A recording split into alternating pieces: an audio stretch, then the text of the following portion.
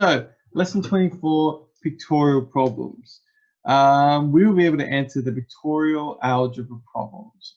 Okay, so what does that mean? That means we're just going to, the lesson that I'm going to get you guys to work on is 3C. And 3C has a lot of problems that are just general, they're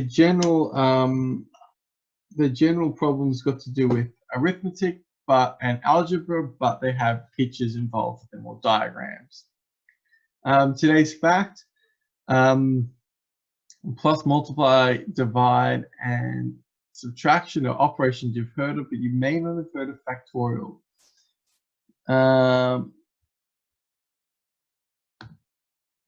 Factorial means that all the numbers less than that number are multiplied. So for example, 3 factorial means 3 times 2 times 1, which is 6. 4 factorial is 24. 4 times 3 times 2 times 1. 5 factorial would be 5 times 3 times 5 times 4 times 3 times 2 times 1. And yeah, factorials actually come in a lot of, you might think, well, this is just something fun. Why would mathematicians ever actually use it? They actually do use it in probability, like complex probability problems, because it just makes certain things like pairing people make a little bit more sense. Okay, let's jump into today's lesson properly and we'll actually get to it. So let me see. Last time that I had you guys, we talked about creating tables, which was nice and easy. And before that, we actually did some solving of problems. So the solving of problems that we did here, so the 3 parts, which was the using the equal sign, the understanding the different steps, the order, so the BODMAS or BIDMAS, and then what undoes everything, led us to be able to solve problems with brackets, solve problems with numbers on both sides, and then of course we spent a little bit of time talking about different operations. Then I showed you guys a little bit of time where we did filling in tables. And what we did with filling in tables is we looked at what we did when we talked about filling in tables is we just, substituted. And that was pretty simple. But today what we're going to do is we're going to talk about pictorial problems. So how can we look at algebra in a different way? And this is the example that I'm going to do today. We've got x, and then on the other side we've got 2x minus 3, and it's on this rectangle. And the question is going to ask us to find the perimeter. Okay. Now, if you don't remember the perimeter means the distance around a shape. I know that you guys probably all know what perimeter means, but the amount of times they've actually taken marks off students, not from year 11, but from like year 9 and year 8, who say perimeter is the space around the shape or area around a shape. I always say, well, no, you're wrong. It's the distance, it's the length. Now, for a question like this, it becomes pretty simple. If we know this length down the bottom is x, then we know that it also means that the opposite side must match that. This side must also be x because it's parallel. They are, well, not because it's parallel, but because they both are the same distance. They both go from the left to the right side, and so therefore they're the same. Of course, that means these two are the same. So this guy over here is 2x minus 3. Now, when you want to find the perimeter, you've got 2 ways to do it. The way that I'm going to teach you guys is going to be the way that I would always suggest that you do it, but there is another way, of course. So I'm going to show you both just so you've got this. The perimeter, you start at one point and you make your way around the shape. So if I go across from here, that's x. If I go down from here, that's 2x minus 3. If I go across from here, that's another plus x. And if I go up from here, that's plus 2x minus 3. And then I'm back to where I started. That might seem obvious to you guys. That might seem like something that you guys would do naturally, but I have seen students make mistakes with that. The reason I've seen students make mistakes with that is one of my favorite ones is when I give students a problem that looks like this. And I tell them, okay, this is x plus 1, and I say this is, you know, this is 2 and this is 3 or whatever. I say find the perimeter. What they do is they add up this side plus this side plus this side plus this side plus this side plus this side in the middle, and then they get the answer wrong. You don't add up this line here because that is not a line around the outside. I know it's a small point here, but the amount of students that have gotten questions like that wrong because they're like, oh, I'll just add this middle side, because they don't think perimeter means the distance around the shape. They think perimeter means add all the sides up. So just be careful. That's why I always tell people, make your way around the shape. And then when you get back to the end, you stop. Let's get back to the actual question. Sorry for the distraction. That means that x plus 2x is going to be 3x, plus x is going to be 4x, plus 2x is going to be 6x. So I'm going to have 6x. Then I've got a minus 3, and I've got a minus 3. It's going to make a total of minus 6. So I end up with 6x minus 6. Is there another way to do it? Yes. Some of you guys are probably thinking, this is a rectangle. Surely I could find the perimeter by taking 2 times the length plus 2 times the width. Maybe someone's thinking that. That is a correct way, another way to do it. Yes, you could do that this way. In that case, you would end up with 2 times x plus 2 times 2x minus 3. 2 times x becomes 2x. 2 times 2x is going to be 4x. 2 times minus 3 is going to be minus 6. And that still gives you 6x minus 6. Now, I don't care which way you do it. The reason I'm showing you guys the top way is, yeah, sure, it's more involved, but you're not going to make a mistake. Plus, this bottom method is great when you're dealing with rectangles, but if you start dealing with shapes that aren't rectangles, then you're going to have some problems. Let's have a look at the next one. So the next one's more of a worded question. Okay, it's not.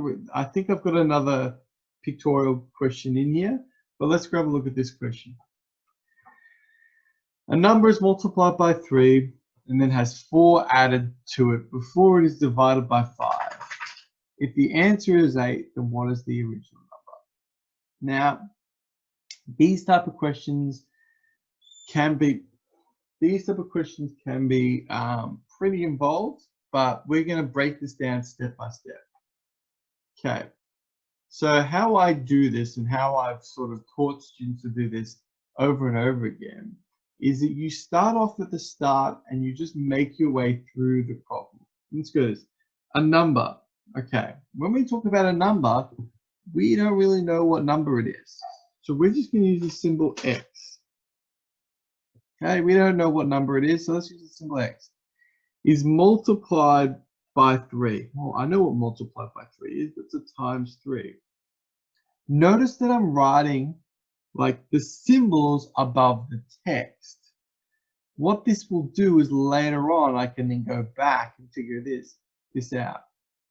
So a number is multiplied by 3 and then has 4 added to it, and then has 4 added to it. You should also pay attention to the order of these things. The multiplied by 3 comes before the add 4. before, and then this all happens before it is divided by 5. So we've got to divide by 5. Now, then we get a new line, okay, full stop. If the answer is 8, okay, answer, all right, well, that means the whole thing, after I've done all these operations, it is 8. When I use the word is 8, I can just think of it, well, that means equals 8. If I said the answer is 8, it equals 8, after this, the value is 8, any way that I say that will mean that we're looking at the equals being 8. What was the original number? So it's asking us, well, what was x? The first challenge we have here is, how do I take all this information and turn it into a sentence, into a number sentence, or I guess an equation? So let's get this first. A number is multiple. Let's do it all messy like first. A number is multiplied by 3. Yep. And then it has 4 added to it. So then after that, I'm going to add 4. Right? Before the whole thing is divided by 5. Okay. So I'm going to do divided by 5. But I need to put brackets around this. Can someone tell me in chat or out loud, why do I need to put brackets around the whole thing? Why can't I just leave it like this? I'm going to pop open chat.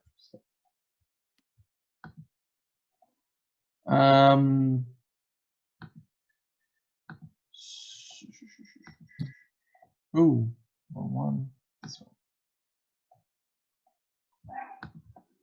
Why isn't chat? Oh, there we go.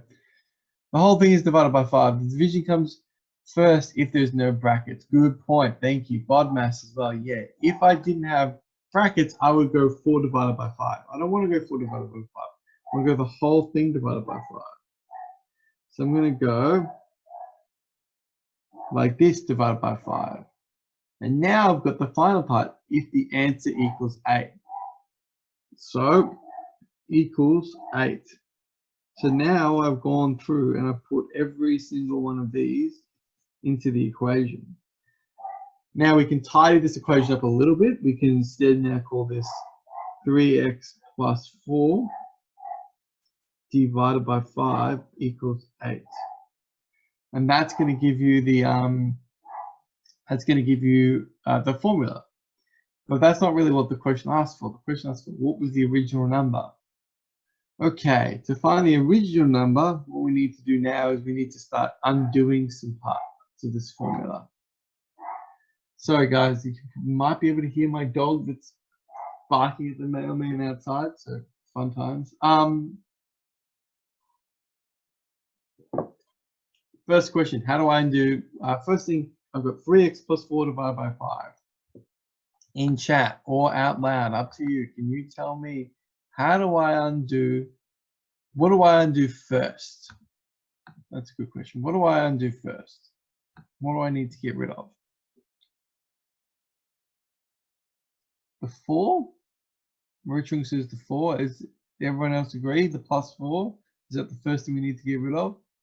Multiplied by 5. Okay, but I always think we should get rid of the divide by 5 first. And cancel it out. Good. Does anyone agree with Bayui? Or do people agree with we should get rid of the plus 4? Michelle says times by 5 as well. And then one more. Is there anyone else? Give one more confirmation, then I'll jump into the question. You can say out loud if you want. Yeah. Yep. Cool. All right. Beautiful. Okay. So let's talk about that. According to these, right?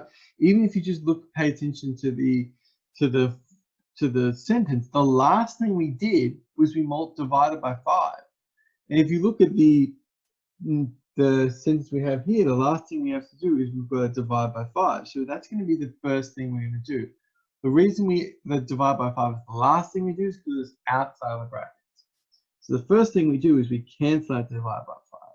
We do that by multiplying both sides by 5.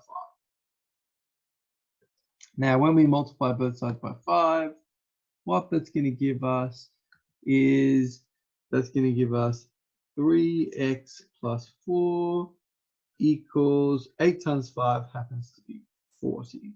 Beautiful. What's next? What do I need to cancel out now?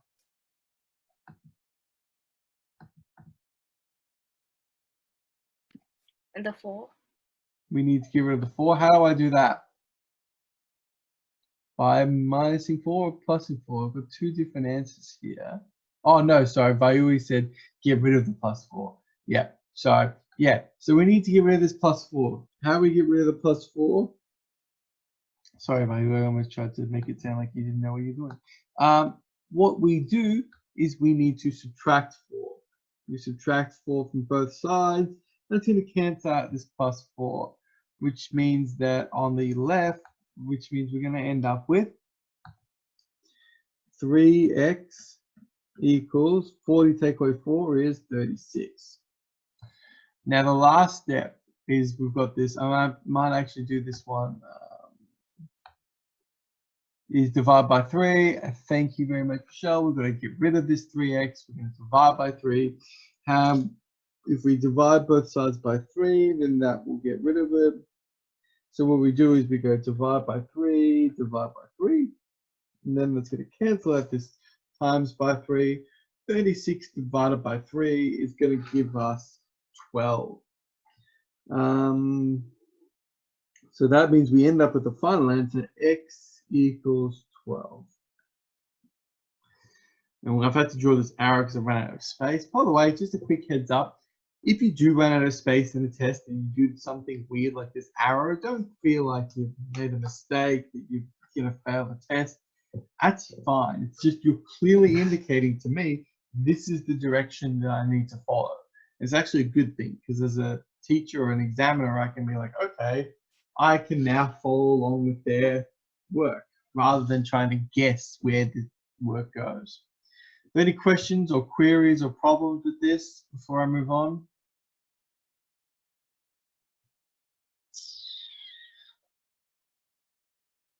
Nope. I've got something in chat. So is everyone good?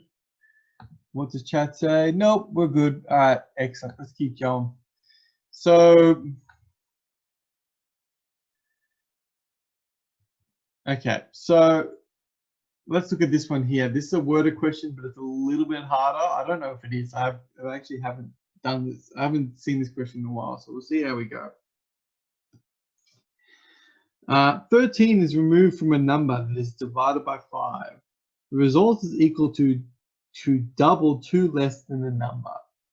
Okay, so let's give this one a crack. It's the same sort of idea as the one previously. It's a little bit harder because it sort of goes backwards and forwards on itself. 13 is removed from a number.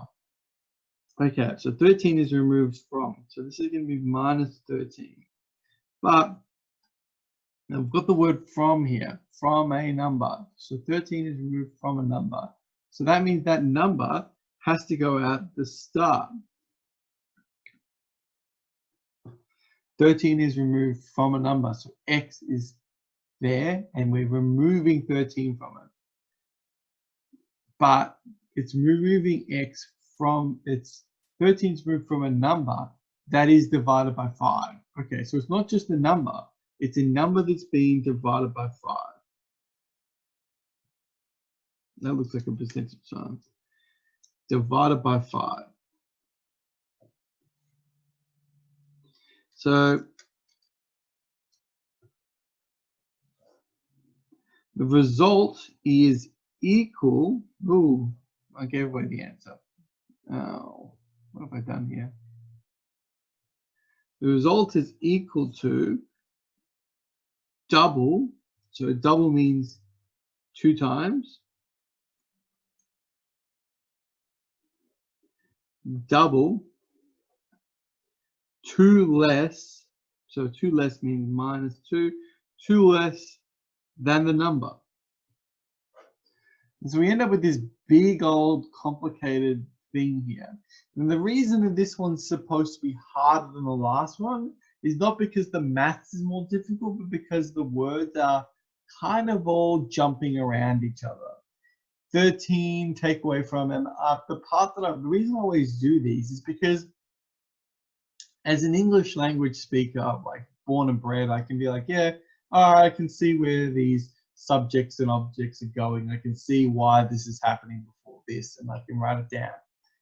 But I can only imagine how like nonsensical this must be to someone that has learnt English, that hasn't spoken it at home, because oh my god, this thing is designed to look confusing. And there are questions that are similar to this. So making sure these arrows that I've drawn here are actually trying to get you guys to be a little bit familiar with, okay, we're going to try to break down the literacy, the grammar, the order of the sentence, the timeline of the sentence, using mathematical arrows to kind of put things in place. So I'm going to try and help you guys work on these types of questions. And if you've got arrows jumping around everywhere in questions, then don't think that you've got the answer wrong or that you're doing it wrong. It's like, if anything, that's a better way to do it. Okay.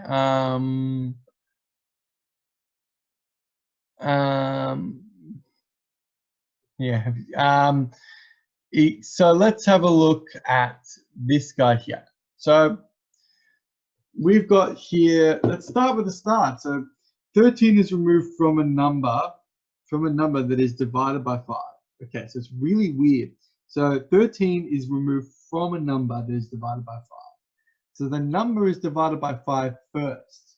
So x is divided by 5, and then 13 is removed from that number that has been divided by 5. If we sort of follow the arrows, you can see how I've sort of constructed this from this sentence here. So x is divided by 5 because the number that is divided by 5, this sort of happens first. That's why this arrow sort of means, the arrow means, oh, this happened first. And then the next part is the minus 3, because this goes before minus 13. This goes before the minus 13. So this is the first sentence. The result, okay, that means this equals double, okay, 2 less than the number. Okay, 2 less than the number means that we want to take that number but go 2 less. So that means that 2 is going to be at the end. 2 less than. I'm removing 2 from that number. So I've got x minus 2. 2 less than x. So that's going to be 2 less than x. But this side of the equation doesn't equal this side of the equation. This side of the equation equals double this side of the equation. So I need to put a 2 to double everything on this side of the equation. And that's how you get to this.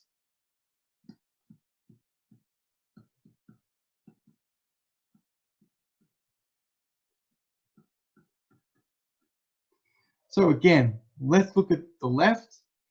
The left side is a number that has 5, is divided by 5, has 13 removed from it. 13 is removed from a number. 13 is removed from a number that is divided by 5. The answer is double 2 times the number subtracted 2, or 2 less than that number. Hui. Okay. Now, honestly, in my personal opinion, if you get to this point here, you pretty much have nailed the question, because that's like hard to get to that point. The solving part, you know, is not too difficult. X over 5 minus 13 equals 2x minus 4. Okay, it is going to get a little bit ugly because we've got a x over 5 happening here. But yeah, for me it would be like, I'll quickly solve the rest of this, but it's going to get a little bit ugly. I'm going to, the part that I'm going to do now is I'm going to move all the x's to one side. So to do that, I'm going to remove x over 5 from both sides. Now, if you're not confident with fractions, this is going to be a bit of a challenge for you. what we're going to do is we're going to remember 2x is going to be equal to 10 over 2, 10x over 2. Now the reason for that is, what? 10x over 5? What am I doing? Jesus. 10x over 5. The reason we're doing 10x over 5, of course, you can be like, well, 2x is the same as 2x over 1. I multiply the top by 5 and the bottom by 5. That's how I get to here. And why do I do that? Because I want to, if I need to remove 1/5 from it, I need to be able to have the same denominator. So that's going to give me negative 13 equals 9x over 5 minus 4.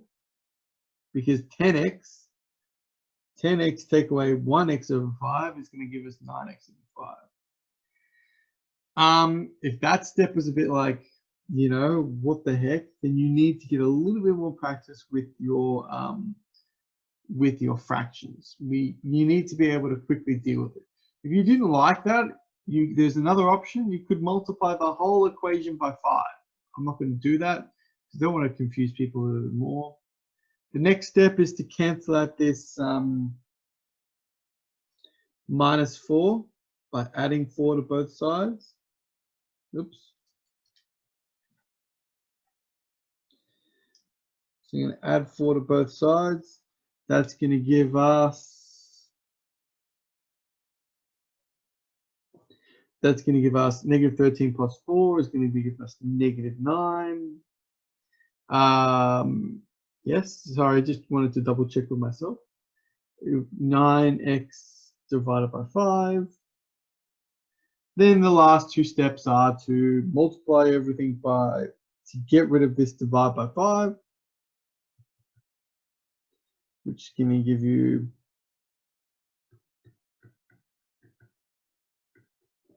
and then the very, very last step is to divide both sides by 9,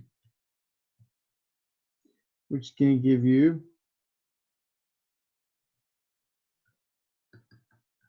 x is negative 5. Now,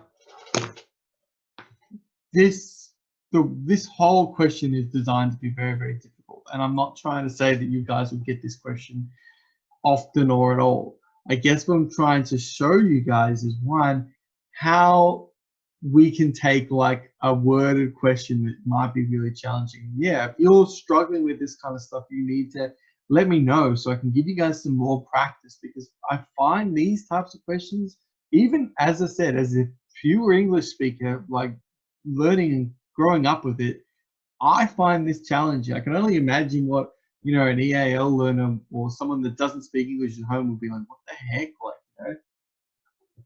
So if you are struggling, let me know. But that was, and then this last part down the bottom is still also difficult. Like being able to then say, okay, we've now got to subtract x over 5 from both sides.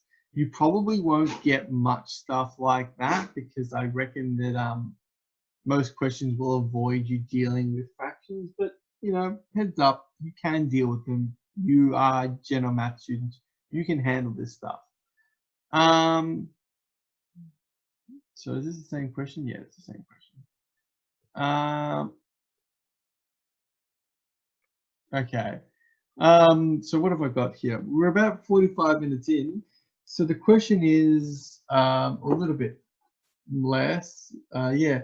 Question is, do you guys want me to go through this question here? This is a really, really hard question. I can't even remember it. I haven't done it. It looks not happy. If you guys want me to go through it, I'm more than willing to go through it. But if you guys want to spend the rest of this period or up to about 10:30 working on 3C, I can let you guys start that now. Who wants me to do the, I'm scared of this thing. I don't remember why I said really, really hard. So I'm like a bit like, oh God, this is going to end badly. But does anyone want me to do this, or do you guys want to start 3C? Let me know in chat or out loud.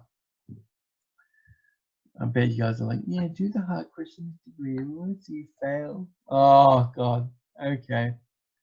We got 2 people saying 3C, 3 people saying 3C. Only Ro Chung is the evil one here. Yeah, okay, cool. 3C. All right, pretty much everyone's saying 3C. So this is a, yeah, difficult question. The answer, it looks kind of hard. It is kind of hard.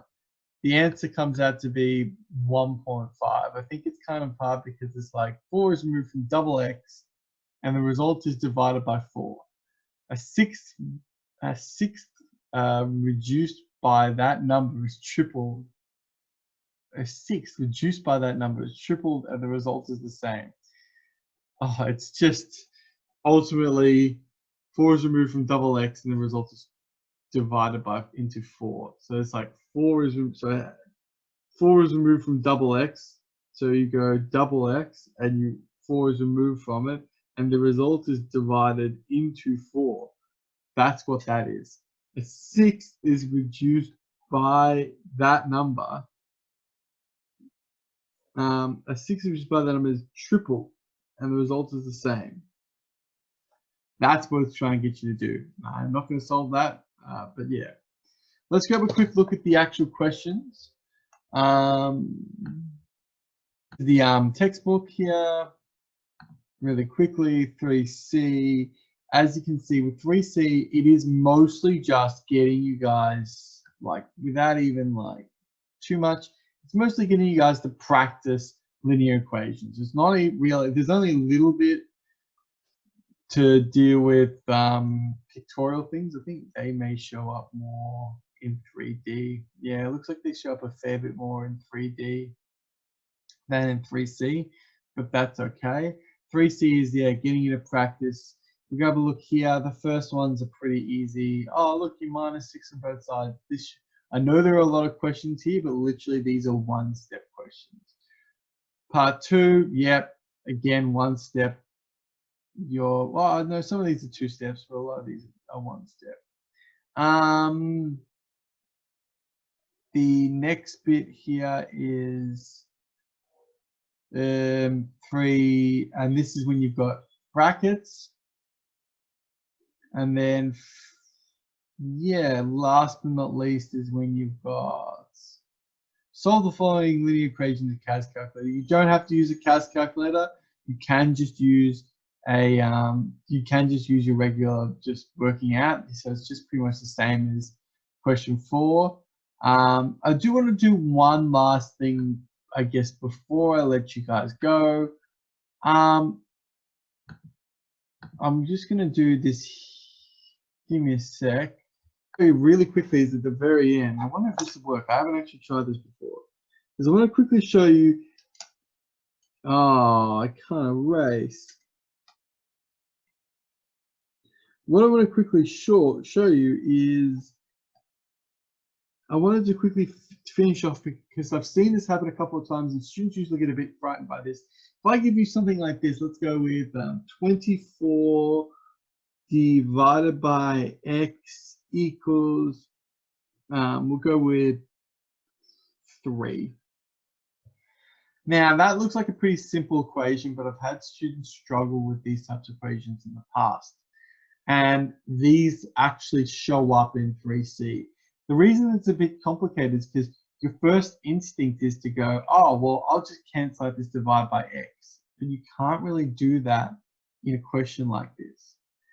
So how you would solve a question like this, by the way, can everyone see the whiteboard that I'm drawing on here? Or are you guys just like trying to guess what I'm talking about? Can I just get someone to let me know if you can see what I've written down? I've got someone say something. Yeah, someone has, but just can't open it up. Yes, you can see it. Good. Okay, cool. So there are a couple of ways you can think about solving a question like this. I personally prefer when I talk about these guys to do this.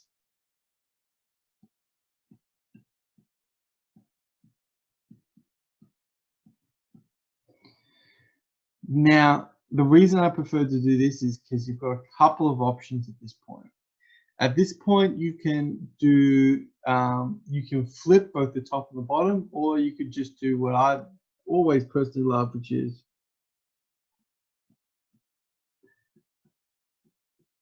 cross multiply. Why do I love cross multiplying so much? When you cross multiply, you get rid of all of the divisions. There are no divisions whatsoever. And then, of course, it's just a quick step of going, well, x, if I divide both sides by 3, x equals 8. Are there other ways to solve this question? Yes, you could just go 24 over x equals 3. You can multiply both sides by x. That gives you 24 equals 3x, and then you could divide both sides by 3, which gives you 8 equals x. Same idea, don't care which way you do it, but yeah, you do need to do some kind of extra manipulation before you can solve a problem like that. So if this is something that you're like, whoa, I don't understand how to do, like this shows up in question, if I have a quick look here on the different page, this shows up in question, where is it? I've just saw this a second ago. Oh yeah, look, here's one, question S, question 2S. I wonder if I can draw, no, I can't. Or maybe, no, I can't. Question 2S has 14 divided by A equals 7. So I think that you guys should be okay with that now. But if you guys, yeah, struggle with that, that's okay, let me know. Yeah, so it's like, that's the question. So you guys can now quickly and easily go, oh, well, it's 14 over A equals 7 over 1. 7A equals 14, A equals so on. Now, so for the rest of this lesson, which is not very long, but you guys can do a little bit of homework, is to start working on 3C. 3C is going to take a while, so probably we'll talk briefly about 3D on Wednesday, but I'm going to give you guys a fair bit of time on Wednesday. I'm just going to not talk for too long to actually get through 3C because there's so many questions in it.